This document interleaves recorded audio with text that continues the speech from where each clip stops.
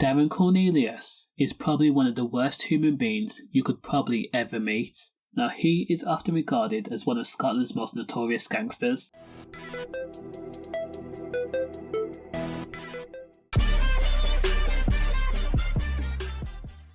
The fact that while in prison the 35-year-old has now formed an alliance with notorious crime boss Mark Richardson, this has made the Edinburgh man that much more volatile, brash, rogue and unpredictable.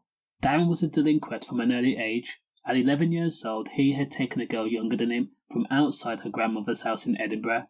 Darren had lived on the same street as the grandmother. The incident occurred on October 23rd back in 2000.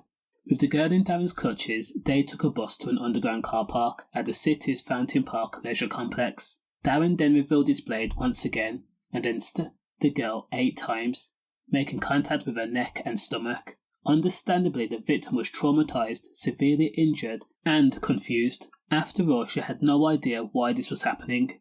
Now, Darren only narrowly missed the main artery in her neck. The victim, whose name is Katrina, only survived due to staggering backwards towards a bus stop after Darren fled the scene. A woman called Sarah Hardy had saw the red flowing from the girl and gave first aid before Katrina collapsed. Thankfully, she made it to the hospital in time. The system thought that they could correct Darren's loose wires after sending him to a secure unit. After Darren Cornelius' defence team had successfully argued that Darren had the mental age of an 8-year-old, so he did not know or understand the ramifications of his actions. Therefore, he should not be held responsible. Darren Cornelius only served 8 months, despite this being a clear attempted M. Now, Darren Cornelius was not corrected. In fact, he further ventured down the path of criminality. On March 17, 2007, when Darren Cornelius was 18 years old, Daniel Sweeney was confronted by loose cannon Darren. The two men were strangers to each other and had no previous interaction. Darren had been out in Edinburgh's Bruntsfield for the sole purpose of K.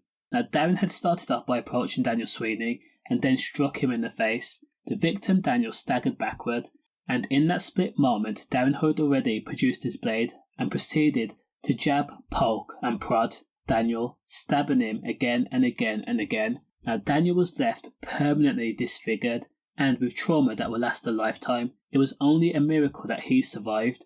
Now, when Darren Cornelius was arrested, he told police that he had taken a blade and stabbed an invisible man named Ian. Now, Darren was given a lifelong restriction at High Court. Darren has since been described by other prisoners in Lomos as being a maniac who often lashed out at prison officers and found themselves taken by force by 5 or 6 officers and put into solitary confinement. And since being in jail, Darren Cornelius has had multiple years added on by offering his services to Mark Richardson and being a jailed hitman. For example, when he was hired to take out Marcella Passetti while there was in a workshop. But we'll cover that next. Stay safe.